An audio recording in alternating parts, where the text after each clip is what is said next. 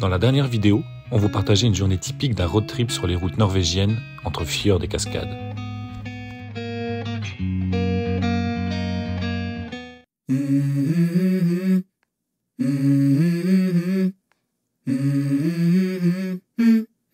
Let's go.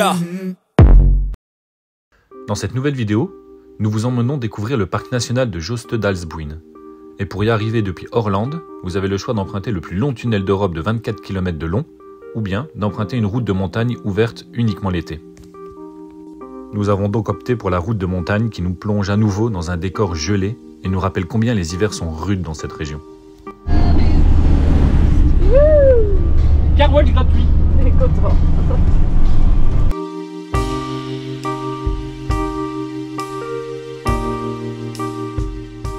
C'est aussi l'occasion de faire une petite balade où plusieurs ponts permettent de découvrir les cascades qui s'écoulent du plateau enneigé que nous venons de traverser.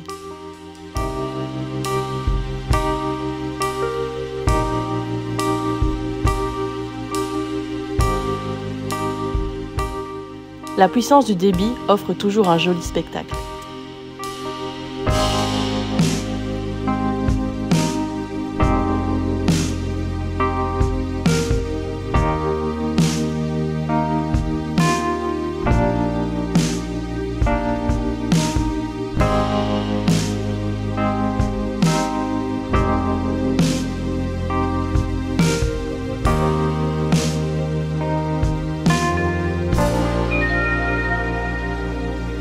Bon, on a encore un joli petit spot ce soir, vue sur fjord, coucher de soleil. Mais par contre, c'est le jeu en Norvège. Bah, on n'est plus tout seul. Hein. Là, ce soir, sur un simple parking, bah, on est au moins 17. C'est déjà pas mal. Mais bon, c'est le jeu, les beaux spots, ça se mérite, ça se partage. Malgré le monde et une partie de pêche infructueuse, on est admiratif que la Norvège nous autorise à se stationner dans ces beaux endroits, même en période de forte affluence.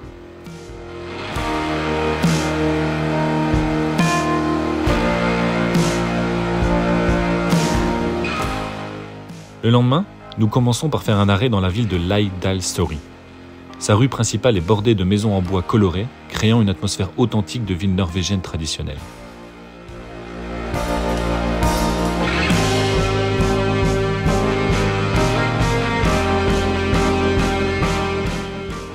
La promenade est idéale pour explorer les petites boutiques, les galeries d'art et les restaurants.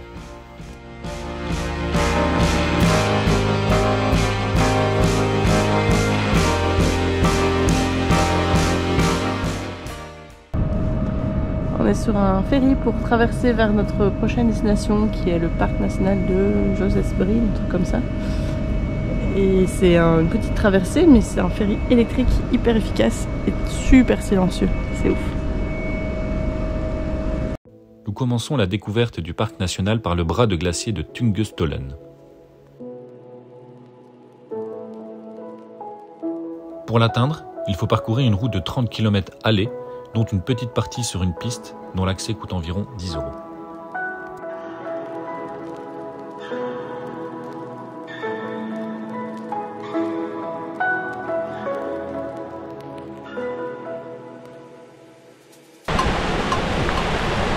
Oh bah vous êtes pas bien peureux. Oh vous êtes pas bien peureux du tout. Bonjour.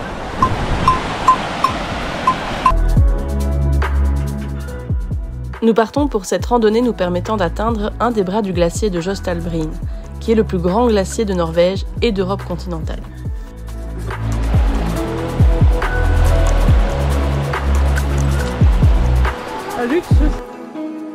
Nous traversons une plaine où s'écoulent les nombreuses rivières provenant du glacier. Et maintenant?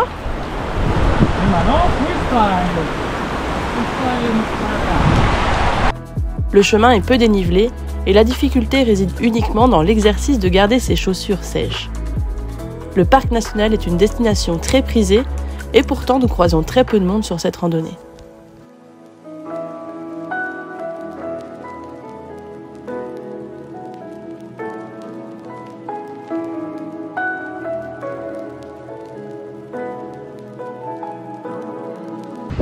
Bon, on est arrivé au glacier. Franchement, randonnée bien. À part pas mal de cours d'eau à passer, mais ça reste sympa. Et on est vraiment au pied de la langue glaciaire. Avec le glacier là derrière, c'est splendide.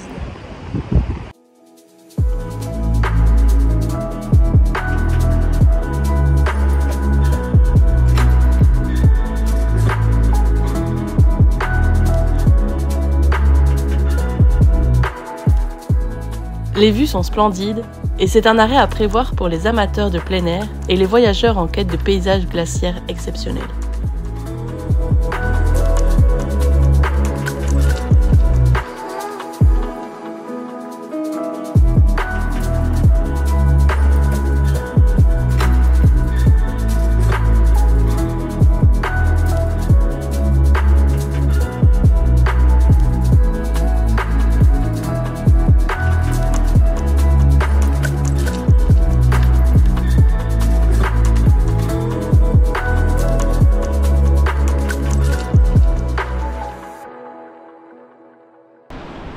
On est reparti, super rando. Petite trouvaille de marine, enfin elle est connue mais on ne l'avait pas noté. 10 km, 200 mètres de dénivelé, donc vraiment pas trop compliqué. À 10 km aller-retour. Et puis bah on tombe sur un petit bras de glacier, on va dire assez impressionnant. Cascade au milieu, Ouais. la langue glaciaire qui vient quasiment jusqu'à nous. C'est plus impressionnant que l'autre glacier qu'on avait vu. Complètement.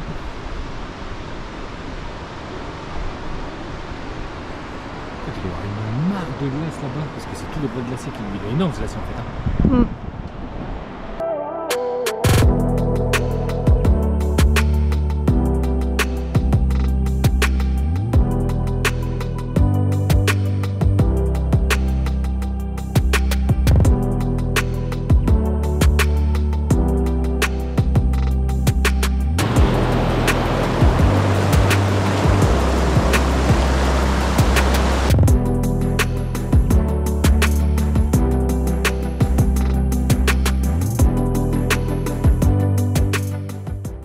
Cette vallée est restée sauvage et préservée du tourisme.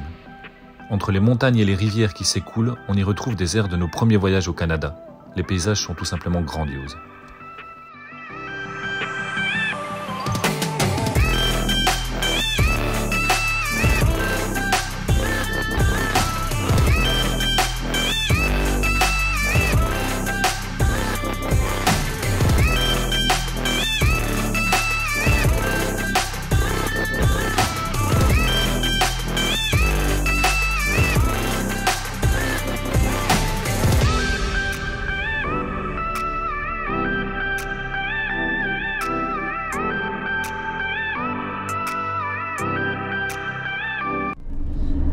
On s'est mis en route vers un autre bras de glacier. Donc hier on a fait celui de Tongundren, Tungebroten, quelque chose comme ça. Et donc là de nouveau on va refaire le tour, 30 km aller, 30 km retour pour arriver à un autre bras de glacier. Et on va rejoindre Simon et Justine, donc on a déjà croisé plusieurs fois, pour à nouveau partager le prix du parking qui est de 80 NOK, donc à peu près 7 €. Voilà, donc on attend de voir ce que ça donne et pouvoir comparer avec l'autre qu'on a fait hier. Et on est encore une fois sous un beau ciel bleu, normalement. Et c'est parti pour notre deuxième bras de glacier, celui de Nigersbuin.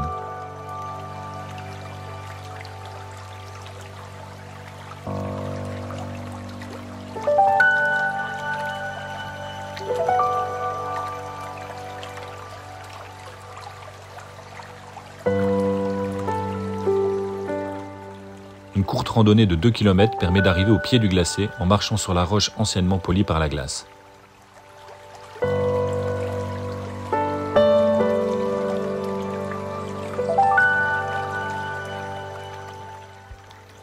C'est le plus populaire du glacier de Jostedalsbreen et il est largement visité par des touristes pour sa facilité d'accès.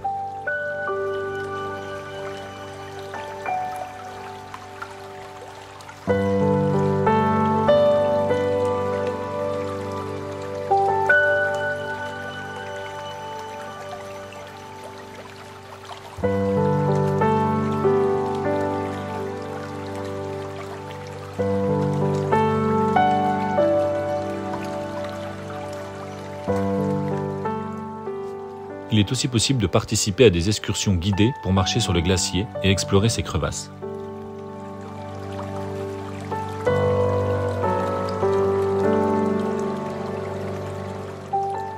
Le glacier de Jostedalsbreen est non seulement une merveille naturelle, mais il joue également un rôle clé dans la régulation des débits d'eau de la région, contribuant ainsi à l'approvisionnement en eau douce.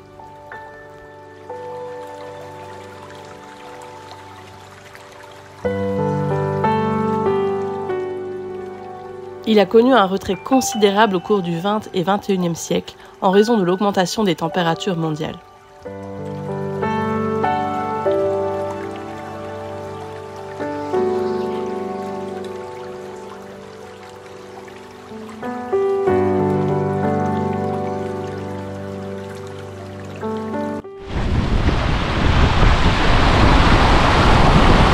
C'est bon pour l'apéro, ça? Ouais.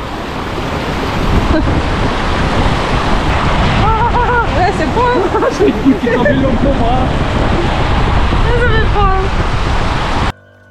Devant le débit d'eau qui s'échappe de ce géant de glace, on ne peut rester indifférent à la fragilité de ces paysages et à leur importance.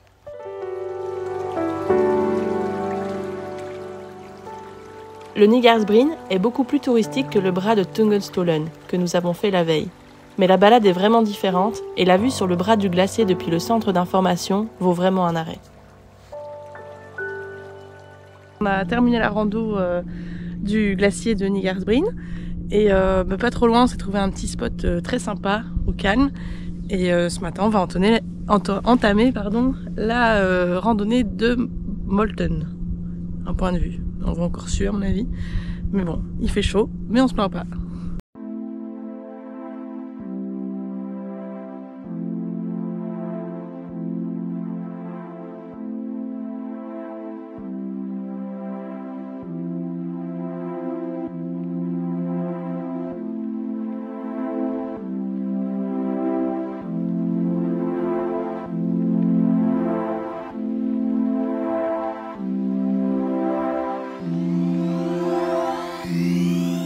Qu'on fait aujourd'hui? On est sur la rando de Molten. Molden, pardon. Et c'est beau, ça monte. 3,8 km, 694 mètres de dénivelé. On doit être un peu plus que la moitié.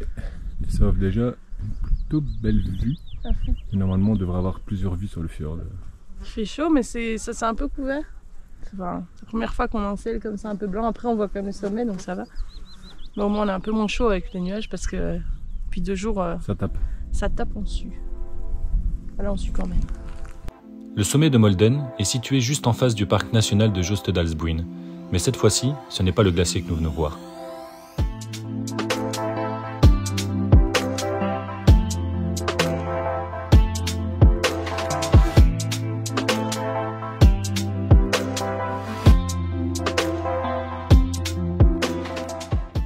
La randonnée de 8 km aller-retour et ses 600 mètres de dénivelé offre des vues panoramiques incroyables sur le fjord de Lustrafjorden.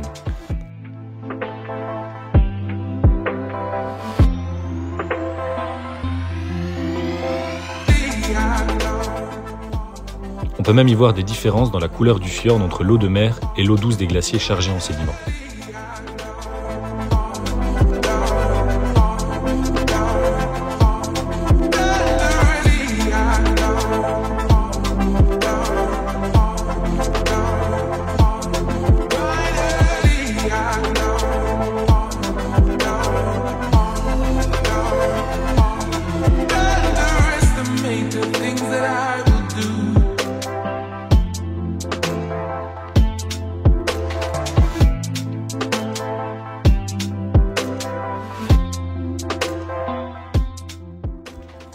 Après cette randonnée, nous voulons explorer la partie nord du parc national et nous empruntons la route 55 en direction de l'Homme. Bon, c'est l'heure de l'apéro. On mérite. Ah oui, on a bien randonné aujourd'hui. Avec petite vue. C'est fou comme le... Sur le glacier. Ouais, sur le glacier là-bas. C'est fou comme le décor change en peu de temps. Ah, il y a 5 minutes on pêchait, on se plaignait d'avoir trop chaud. Ouais. 5 minutes, t'abuses un peu, mais... Ouais, un quart d'heure. Et là, on a remis notre pantalon et notre pull parce que c'est risqué. Mais c'est magique. Bon, Bon, on est reparti. On a dormi sur cette fameuse route 55, la route Toile d'Europe. Hier, on avait des super belles vues. Et puis ce matin, on s'est fait rattraper par le mauvais temps, première depuis 20 jours. Donc on est dans les nuages et sous la pluie. Mais bon, c'est quand même très joli. On espère que ça va se dégager une fois qu'on va redescendre un petit peu. Mais hier, on voyait le glacier, là ce matin, on le voit même pas. Donc voilà. La route 55 est considérée comme l'une des routes panoramiques les plus spectaculaires du pays. Elle est aussi surnommée Toit de l'Europe, car elle traverse la région montagneuse du Jotunheim, qui est le paysage alpin le plus élevé de Norvège.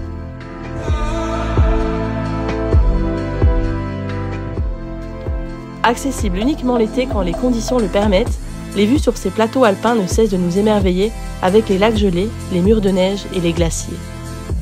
Malgré une météo maussade, on observera des pratiquants de ski de fond, dont certaines équipes olympiques qui peuvent s'entraîner ici toute l'année grâce à des conditions d'enneigement favorables.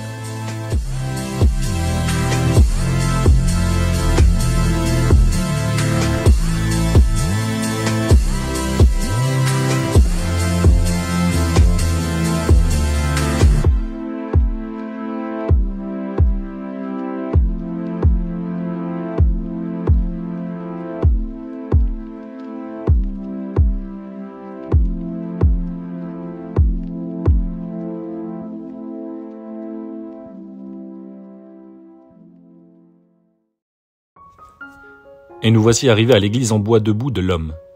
Elle a été construite en bois de mélèze au début du XIIe siècle, ce qui en fait l'une des églises médiévales les mieux préservées de Norvège. Elle est un témoignage vivant de la richesse du patrimoine religieux et culturel de ce pays scandinave.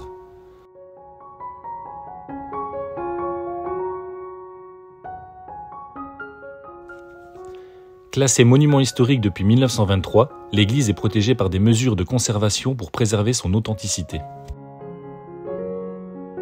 Les églises en bois debout, elles sont toujours super bien surveillées. Genre, il y a toujours des poteaux comme ça avec l'éclairage plus les caméras.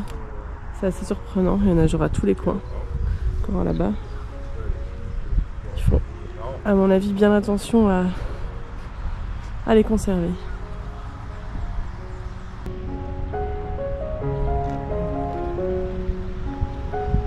Elle est belle aussi celle-là.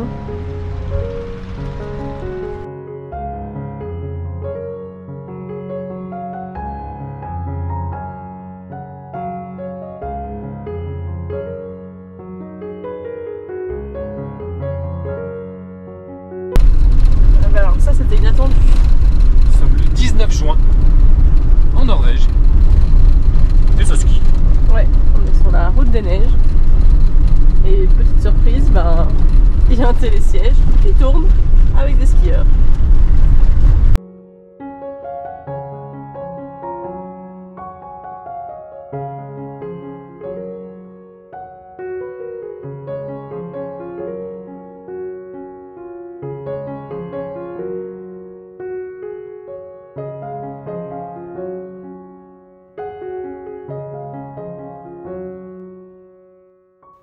Nous redescendons alors de ces plateaux alpins avec un arrêt à la ville de Yale, avant d'arriver au bord du lac Lovatnet.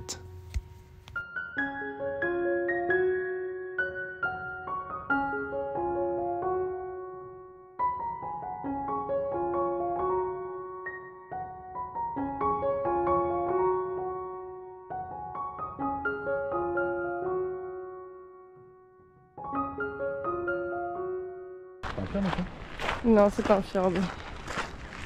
C'est un lac. C'est retour chaud, hein. Quel est le problème avec les lacs? On peut pas pêcher.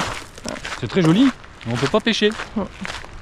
Du coup en Norvège on a choisi l'option spot de merde, mais spot de pêche.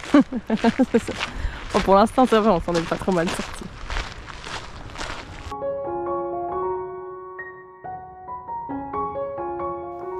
On continue donc notre route pour rejoindre les copains Justine et Simon au bord du lac Lovatnet. Pas de pêche au programme, mais un bon repas dans un magnifique cadre.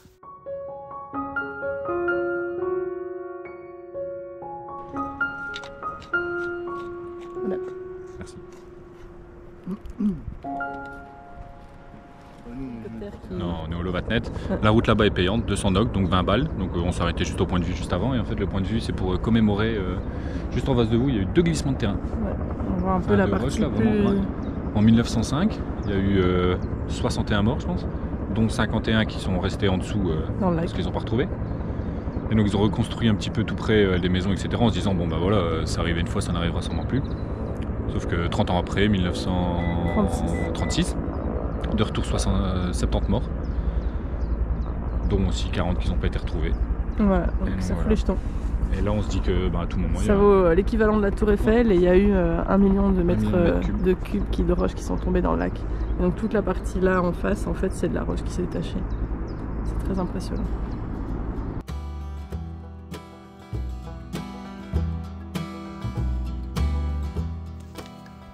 Nous voici au bord du lac Lovatnet, créé par la fonte des glaces du Jostedalsbreen et plus précisément du bras de Kenjalsbreen, situé en amont du lac et accessible par une route payante.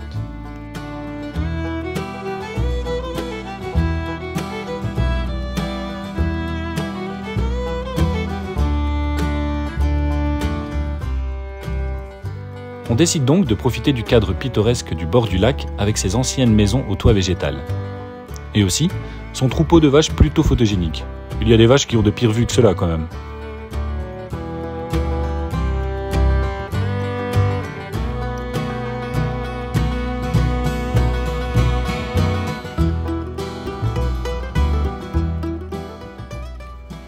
Voici toute la magie de la Norvège.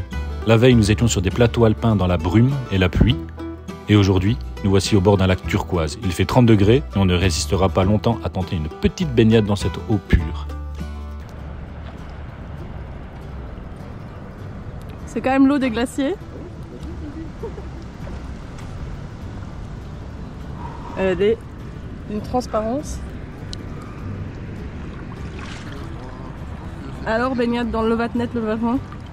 Ouais, il y a juste un glacier là-bas, mais impeccable. Elle est fraîche comme il faut. Et au bord, en fait, elle est plus chaude.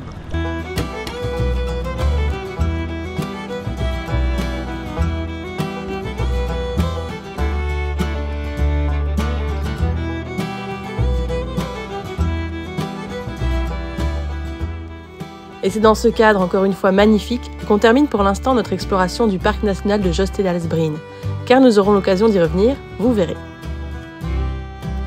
Dans le prochain épisode, on vous emmène à la découverte du folklore norvégien à Alesund, avant de partir pour un bivouac de rêve proche de Geiranger. En attendant la prochaine vidéo, n'oubliez pas de liker et de vous abonner pour ne rien rater de la suite de notre voyage.